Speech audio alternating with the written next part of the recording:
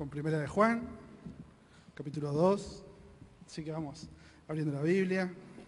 Primera de Juan 2. Vamos a estar considerando del 12 al 14. Así que bueno, ¿oramos? Señor, te damos gracias por este momento que podemos abrir tu palabra.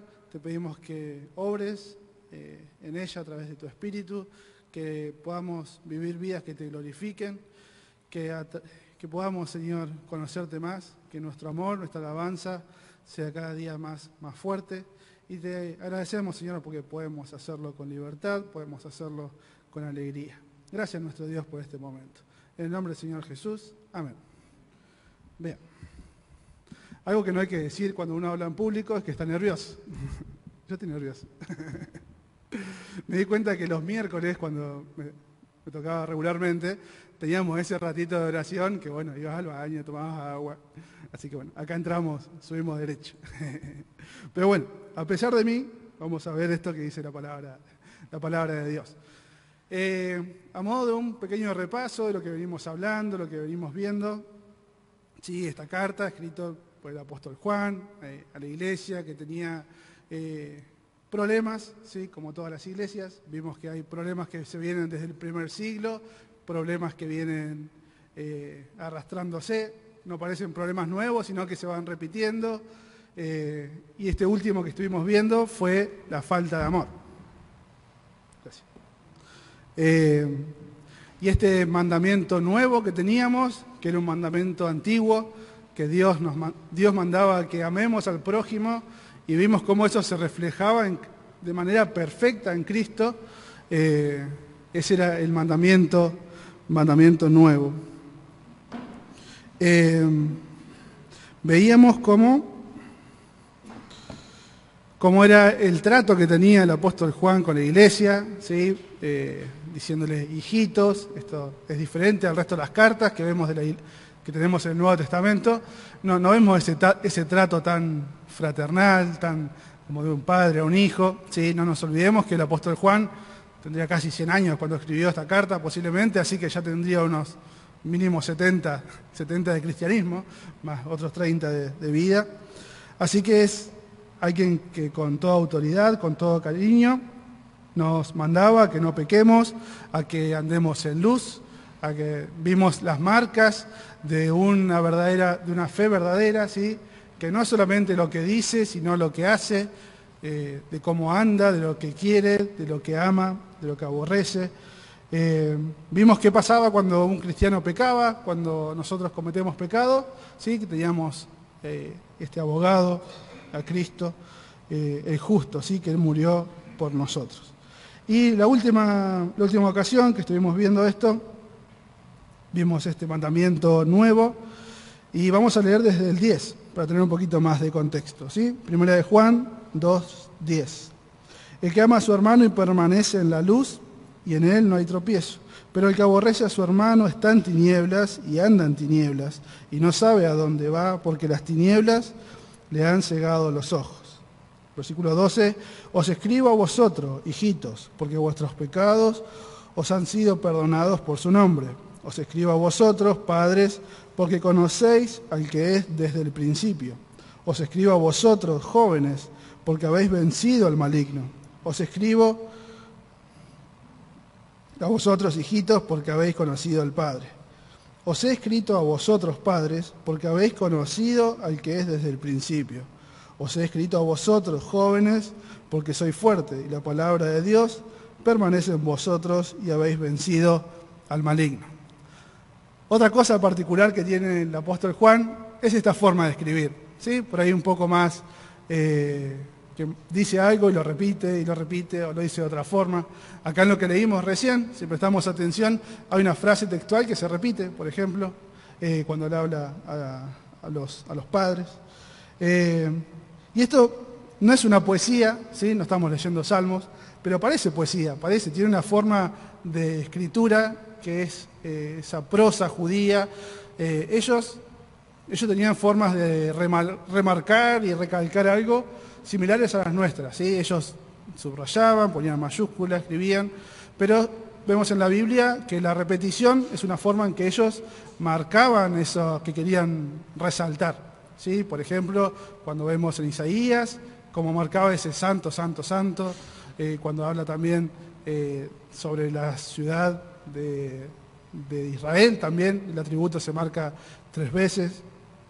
En los Salmos vemos cómo se repite de una forma. Así que no es una poesía, pero tiene cosas que nos dan un tinte de eso, ¿sí? A primera vista vemos esto, que tenemos estos tres actores, ¿no? Como bien decía Osvaldo en la apertura, teníamos los niños, cuando le dice hijitos, a los jóvenes y a los padres. Esto quiero que lo tengamos en mente y a medida que vamos avanzando. Dios, hermanos, formó una comunidad. No nos olvidemos de eso. Estamos juntos. Dios escribe a la iglesia. Estamos formados por diferentes, somos todos diferentes en muchas cosas. Lo que tenemos en común es que fuimos salvos por la misma sangre, por el mismo sacrificio perfecto de nuestro Dios. Pero somos todos diferentes, con diferentes historias, diferentes caracteres, diferentes procesos, diferentes estados, ¿sí? Recién convertidos, gente con más años en la fe. Entonces, somos parte de una iglesia, ¿sí? Como nosotros, ¿sí? Esta es mi iglesia, esta es tu iglesia. Entonces no nos olvidemos de eso, ¿sí? Todo lo que vamos a ir viendo tiene que ver con esta forma de verlo. Una de las formas de verlo es una forma de división, podemos decir, en el estado espiritual. Primero los niños, ¿sí? Que son los que llegan primeros a la fe, los jóvenes que tienen ese ímpetu de pelea contra el pecado, que son llenos de la palabra de Dios, y los padres que conocen, ya parece, como lo repite, parece ser que es algo que como que ya conocen, ya descansan en lo que saben. Pero hoy quería que veamos otro enfoque de esta categoría, ¿sí? Una de las formas que se hace tradicionalmente es esa separación, que hijitos, jóvenes y padres significan 3 tiempos, 3 estadios en la vida cristiana, en el tiempo. Pero vamos a verlo hoy quizás de una forma un poquito diferente. Primero, la palabra hijitos que nombra acá, evidentemente al apóstol Juan le gustaba mucho, la nombra 5 veces en lo que venimos leyendo.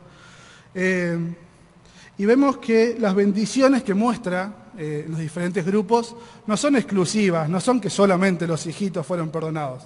Los padres también fueron perdonados, los jóvenes también. Los padres luchan contra el pecado, los hijos también y los jóvenes también. El perdón no es exclusivo de los niños. El cristiano puede ser un joven en la fe y tener una madurez maravillosa. La fuerza para vencer al diablo no es únicamente de los jóvenes. Estas bendiciones pertenecen a toda la vida cristiana, a toda la edad cristiana. Así que vamos a verlos como en 2 grupos. Cuando dice hijitos, vamos a tomarlo como lo viene refiriendo en toda la carta. Por ejemplo, versículo 2, capítulo 1, dice hijitos, hijitos míos. Ahí no está diciendo a los niños. Entonces vamos a tomar esa regla de interpretación más o menos similar. Vamos a decir que cuando está diciendo hijitos, también habla de todos, ¿sí? Entonces tenemos hijitos, somos los cristianos en general, y después tenemos los padres y jóvenes, esta distinción que hace entre maduro y creciendo, o inmaduro, ¿sí? Pero no en el hecho de inmadurez, sino en el que está en el proceso de ir creciendo. En estos 2 grupos, entonces, entre hijitos y padres y jóvenes, hay 3 bendiciones, ¿sí? Que justo me llamaba la atención lo que decía Osvaldo en la apertura, lo que cantábamos de esas 1000 maravillas, 10.000 maravillas. Bueno, nos vamos a enfocar en 3, no nos llega para las 1000. No. Entonces, hay algo que se repite en este grupo, ¿sí? Primero, el perdón de pecados, eso vamos a ver. El crecimiento espiritual y la fuerza victoriosa ante el pecado, ¿sí? Esos son los 3 puntos que vamos a ver. Entonces, esos 3 son para todos, no solo para los hijitos, jóvenes y padres, sino que vamos a tomarlo como para todos nosotros. Vamos a empezar entonces con el perdón de pecados. El perdón de pecados es la base fundamental del Evangelio.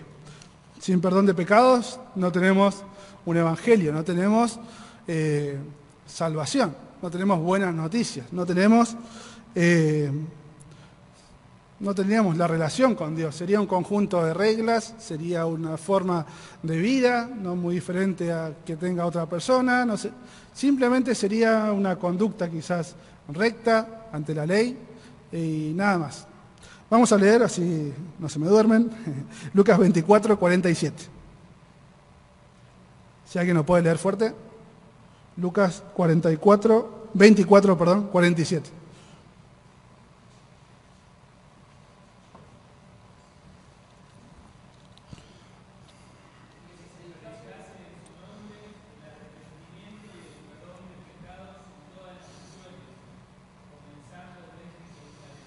Bien, gracias. En esta gran comisión que está dando Jesús, dice que es parte fundamental del mensaje que se predicase el perdón de pecados. ¿Sí? Acá vemos en el versículo 11 de 1 de Juan, ¿sí? Os escribo a vosotros, hijitos, porque vuestros pecados han sido perdonados por su nombre. Entonces tenemos un actor más acá. Tenemos a Jesús. Nuestros pecados fueron perdonados por Jesucristo. Hechos 13, 38. Vamos a leer. Hechos 13, 38. Dice, sabed pues estos, varones hermanos, que por medio de él, Jesús, se os anuncia el perdón de pecados. Nuevamente, esto que es esencial. Esto por ahí que estamos escuchando, ¿cuántas veces escuchamos sobre el perdón de pecados? ¿Cuántas veces escuchamos? Y a veces se nos hace tan común, tan cotidiano, que perdemos esa maravilla. Y quiero que pensemos en eso. Como lo cantábamos, también que lo meditemos. Que fuimos perdonados por Jesús. Dios anuló la sentencia de condenación impuesta así sobre nosotros por nuestros pecados. Él no ignoró la culpa, algo que hemos visto en otros momentos. Él no solamente dijo, sí, están perdonados y listo. Sabemos que la culpa fue pagada por Cristo. La culpa de cada uno de nuestros pecados fue pagado por Él. Sí, no nos olvidemos en el contexto que estábamos en 1 de Juan. Viene a decir que nos amemos unos a otros y ahora recuerda esta verdad esencial del Evangelio. Tiene que ver con el amor, tiene que ver con la santidad, con lo que amamos, ¿sí? Los versículos siguientes dice que no hay que amar al mundo. Y eso, adelantándome bastante, ese amor al mundo que tenemos es por falta de amor a las cosas elementales de nuestra fe. Si yo no amo esa salvación de mis pecados, si yo no me maravillo de la salvación tan grande de Dios, obviamente me voy a deslumbrar con cualquier otra cosa. Así pasa con el perdón de pecados. Esta bendición tan grande es cuando Dios lo hizo para ser glorificado. Vamos a Isaías 48, 9 al 11. Isaías 48.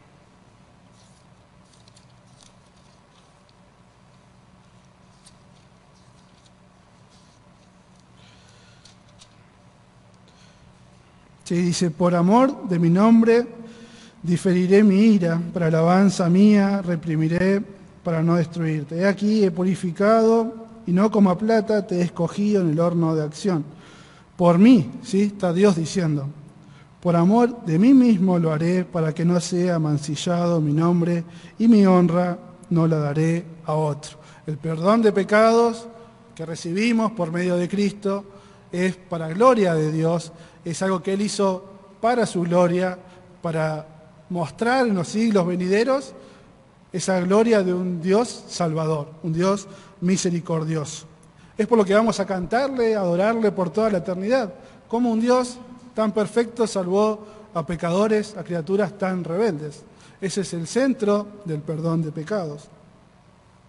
Es una bendición suprema de Dios, ¿sí? Bienaventurado, ¿sí? Aquel que sus pecados fueron perdonados. Entonces, nosotros tenemos esta bendición del perdón de pecados.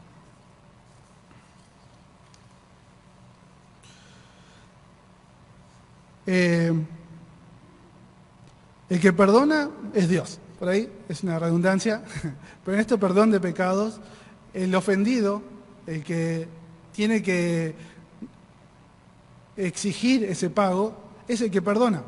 ¿Sí? Lucas 5, 21. El Señor Jesús está hablando. Lucas 5, 21. Entonces los escribas y los fariseos comenzaron a cavilar diciendo: ¿quién es este que habla blasfemias? ¿Quién puede perdonar pecados sino solo Dios? ¿Sí? Su teología estaba bien. Realmente, solo Dios puede perdonar pecados. Ellos no estaban viendo que Jesús era Dios. Ese es otro tema. Solo Dios puede perdonar pecados. Solo Dios puede decir que alguien es justo, que la justicia de Cristo es derramada en él. Salmo 62, 12 dice que Él va a pagar conforme a la obra de cada uno. Génesis 18, 25.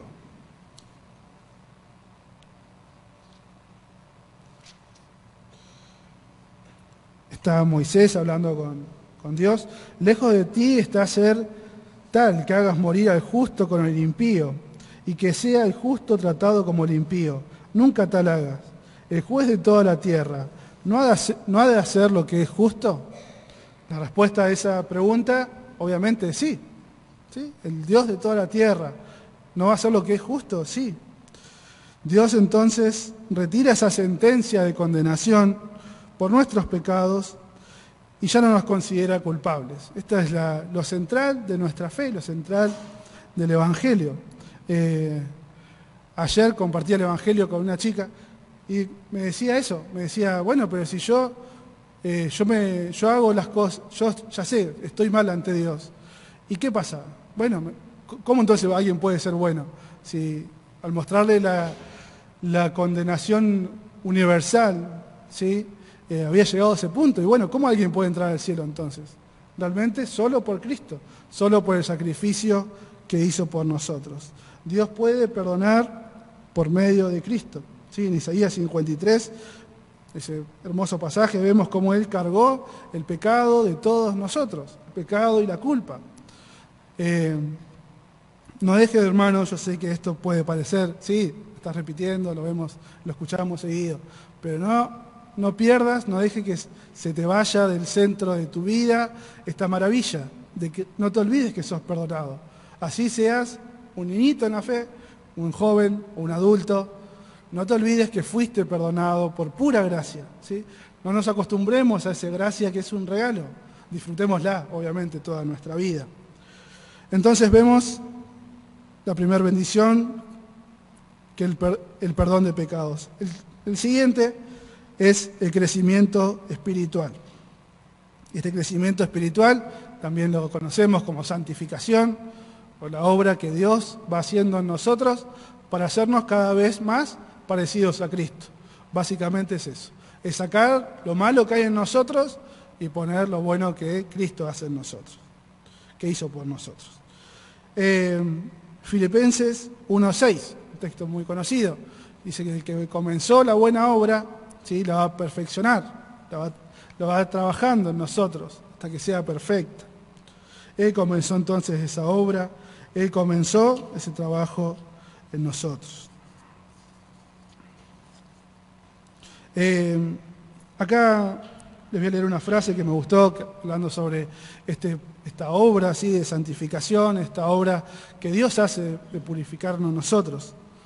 Dice, Dios ha decidido que crezcamos por medios ordinarios, ¿sí? Por medios comunes, por medios simples. Si bien el cristianismo está lleno de eventos sobrenaturales, todo lo que leemos, muchas de las cosas que leemos en la Biblia, los milagros, los relatos históricos, todas cosas muy sobrenaturales, el creyente sucede en la quietud de nuestro tiempo al Señor, en la aplicación de la disciplina de su palabra, en la reunión de su pueblo y en la participación de ordenanzas. A veces caemos en esperar que la santificación también sea un proceso visiblemente sobrenatural, que caiga una luz del cielo, ¡fla! No, pequé más. No, Dios eligió métodos comunes, que vamos a ver ahora, de gracia para moldearnos, para trabajar en nuestro carácter, trabajar en nuestra fe, que son visiblemente comunes, ¿sí? Tan común como abrir una Biblia en mi casa, ¿sí? Ahí no hay nada de sobrenatural, ahí no se escucha una voz de ángeles, no se escucha una voz de trueno como en el Sinaí, pero el Dios Todopoderoso me está hablando a mi corazón. Es sobrenatural en lo espiritual. Podemos caer, ¿sí?, en buscar métodos que sean express para el crecimiento espiritual. No existen, ¿sí? Es un proceso. Lleva su tiempo, lleva su esfuerzo, como en cada cosa que hacemos. También podemos caer en el misticismo, ¿sí?, de que si yo dejo la Biblia en la mesita de luz, no sé cómo se transmite a mi cama, y pasan cosas así, si comparto cosas en Facebook, no digo que esté mal, pero si yo pongo mi fe y mi esperanza como diciendo, bueno, estoy mostrando un crecimiento espiritual, no es lo que nos dice la palabra de Dios. Estos medios de gracia que nos dio Dios, ¿sí?, son comunes a nosotros, tanto como la Biblia. Primero y principal, tenemos la Biblia. A través de la Biblia podemos principalmente conocer a Dios. Eso sí que es sobrenatural. Que criaturas finitas, criaturas pecadoras, puedan ver a través de la Biblia al Dios Todopoderoso, conocerlo cada día más, tiene que llevarnos a con más ganas abrirla, con más ganas leerla, memorizarla, meditarla. Salmo 19:11. Quiero que leamos algunos textos sobre esta maravilla de algo tan ordinario como leer la palabra, como leer la Biblia. Salmo 19:11.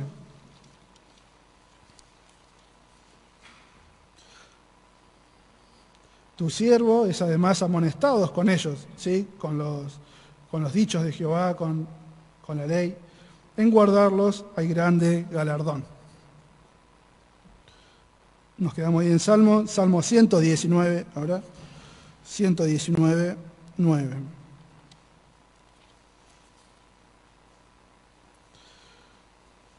También conocido, con que limpiará el joven su camino, con guardar su palabra. Salmo 1, 2, ¿sí?, el meditar la palabra de Dios. Vemos acá entonces que a través de la Biblia vemos cómo conocer a Dios. Eso, como dije al principio, no importa si somos niños, jóvenes o padres en la fe, como nos marca Juan, es fundamental realmente que lo hagamos. Y que meditemos en su palabra. ¿Qué significa meditar la palabra de Dios? Que pongo una vela y dejo la mente en blanco. Es algo que usamos bastante esa palabra, pero no la explicamos. Meditar es decir, ¿cómo puedo aplicar esto en mi vida? Tan sencillo como eso. Y repasarla en el día. ¿Cuántas veces leemos? No sé, por costumbre, creo que casi todos leemos quizás a la mañana, por estructura del día, y llega el mediodía y te preguntan, ¿qué leíste? Y quedamos pedaleando. ¿Por qué? Porque nos olvidamos. Leímos y es como medio cumplir quizás. Pero tenemos que meditar, tenemos que seguir todo el día pensando, buscate una libreta, buscate cómo anotar. Las preguntas ayudan mucho, hacer preguntas al texto, buscala, preguntá. No te quedes simplemente con una lectura superficial, ¿sí? ¿Por qué? Porque nada más, nada menos que la palabra de Dios. ¿Quién quisiera escuchar a Jesús de lejos diciendo, sí, te escuché y sigo mi camino, si estuviera acá presente, en persona? No, me quedaría sentado a hablar, me preguntaríamos, no nos iríamos. Lo mismo con la palabra de Dios. Es Dios hablando a nosotros. Y no es nada místico, no es nada sobrenatural. Otra cosa, otro método, ¿sí?, otra forma común que tenemos, ¿sí?, común en lo cotidiano, es la oración, ¿sí? Leer la Biblia, orar. ¿Y orar qué es? Pregunta de escuela dominical. Hablar con Dios, ¿sí? Y vemos que todos, quizás con la mano en el corazón, podemos decir que no estamos satisfechos con nuestra vida de oración. Todos quisiéramos orar un poco más, todos quisiéramos mostrar, quizás ser más fervientes, quizás más sinceros, aunque no ser sincero ante Dios en oración, Él conoce nuestro corazón de todos lados. Olvidamos a veces orar, olvidamos que la vida no es solamente lo que vemos, sino que también es espiritual, no solamente física, sino que hay una vida espiritual. Entonces, hablemos con Dios. Realmente, es sencillo. Eso en cualquier lugar, en cualquier forma. Tenemos ejemplos en la Biblia, desde la oración más corta, la oración más larga. Tenemos muchos ejemplos. Pero orá, lee tu Biblia, orá. Siguiente, otra forma que somos santificados, que Dios también obra en nosotros. Y tiene que ver con lo que dije al principio. Somos una iglesia. El congregarnos, realmente hay bendición, hay vida eterna. Somos iglesias donde aprendemos. ¿Sí? Hay hermanos que dedican a estudiar la palabra y nos enseñan. Hay hermanos que nos exhortan. Hay hermanos que nos abrazan, hermanos que oran por nosotros. Y la iglesia es fundamental para el crecimiento. No hay un llanero solitario cristiano, ¿sí? Eso no existe. Nadie puede ser un cristiano separado de la comunidad de redimidos. Y lo vemos en las cartas del Nuevo Testamento, como se mandaban a iglesias, ¿sí? Sacando algunas excepciones, casi todas eran a iglesias. No vemos muchas cartas todas personales, ¿sí? La gran mayoría son a iglesias. Es irreemplazable.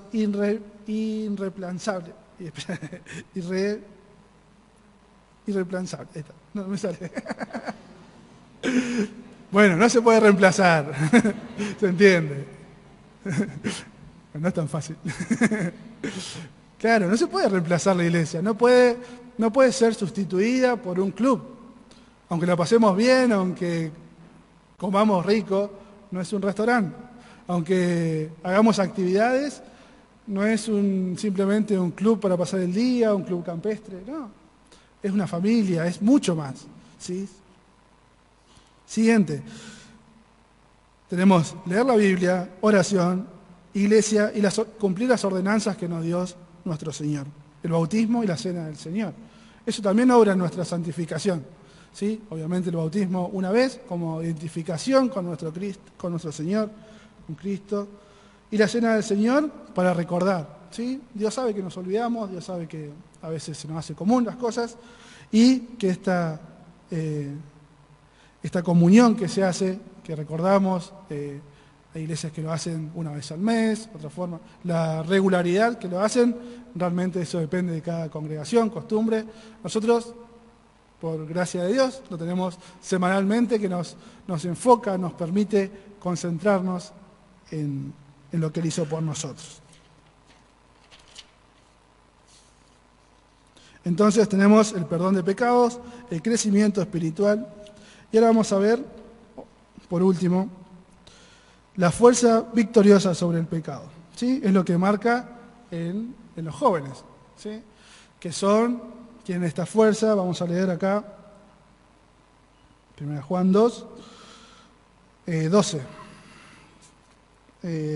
perdón. Os escribo a vosotros, padres, porque conocéis al que desde el principio. Os escribo a vosotros, jóvenes, porque habéis vencido al maligno. Después en el 14 dice, jóvenes, porque sois fuertes, y la palabra de Dios permanece en vosotros. Nuevamente vemos la palabra. Esta victoria que tenemos es contra el pecado, ¿sí? La lucha contra la tentación es una lucha personal, realmente. Aunque somos parte de una iglesia, somos un cuerpo, cada uno tiene una lucha personal, particular, con sus debilidades, con sus flaquezas. Cada uno luchamos con cosas diferentes. Quizá el pecado que tienta a mi hermano, a mí no me tienta, y al revés, ¿sí? Cada uno es un proceso que Dios va obrando. Todos somos tentados, sabemos que tenemos tentaciones que son internas, tentaciones que son externas. Y la naturaleza de la tentación siempre es peligrosa, ¿sí?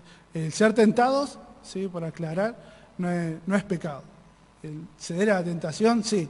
Ceder a ese peligro, ceder a eso, sí nos lleva a ir en contra de nuestro Dios. ¿Cómo hacemos frente a los ataques del mundo, ¿sí? De Satanás o de nuestra propia carne? Esos son los tres enemigos que tenemos, ¿sí? Primero, Satanás, que es el enemigo de nuestras almas, el mundo, ¿sí? Como un sistema que está alejado de Dios, un mundo que va en contra de lo que Dios quiere, y para colmo le sumamos nosotros mismos, tampoco ayudamos mucho en este proceso. Y acá tiene que ver con lo anterior, vamos a leer Colosenses 3:5.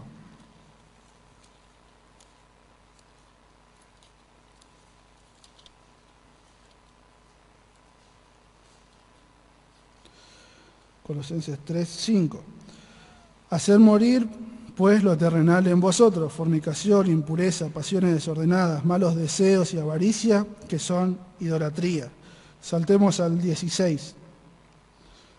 La palabra de Cristo more en abundancia en vosotros, enseñándoos y exhortándoos unos a otros en toda sabiduría, cantando con gracia en vuestros corazones al Señor, con salmos e himnos y cánticos espirituales.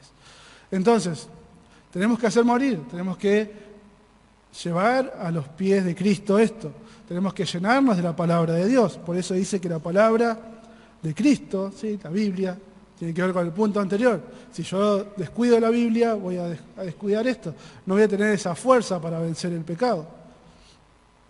¿Sí? Entonces, la palabra de Dios, mientras más está en nosotros, es el arma que Dios nos dio para luchar contra el pecado.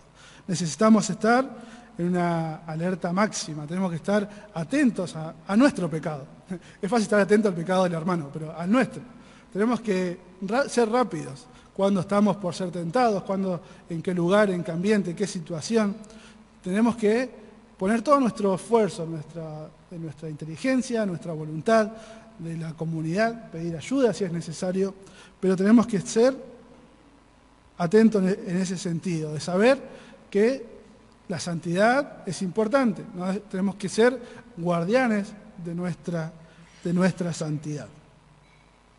Hebreos 4:16. También un texto conocido. Acerquémonos, pues, confiadamente al trono de la gracia para alcanzar misericordia y gracia para el oportuno socorro.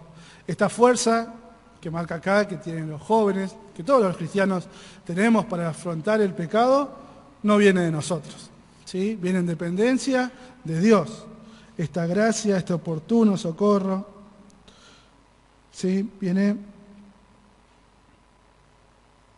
de la confianza que tenemos en nuestro Dios, de saber, primeramente, que nuestro enemigo ya fue vencido y que todo lo que luchamos, tanto del mundo, los ataques de Satanás, los ataques propios, por su gracia podemos vencerlo, por su gracia podemos vivir en santidad.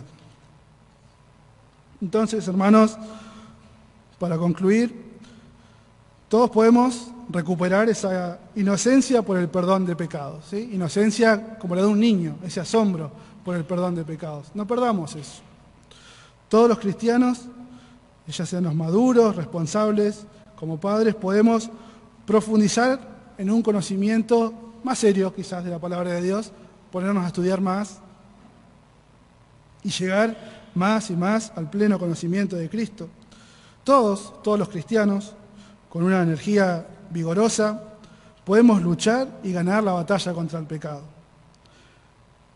Pueden ser, sí, 3 edades, tres momentos en la vida cristiana, pero las bendiciones, estas que vimos, son para todos los grupos, para todos y cada uno de nosotros.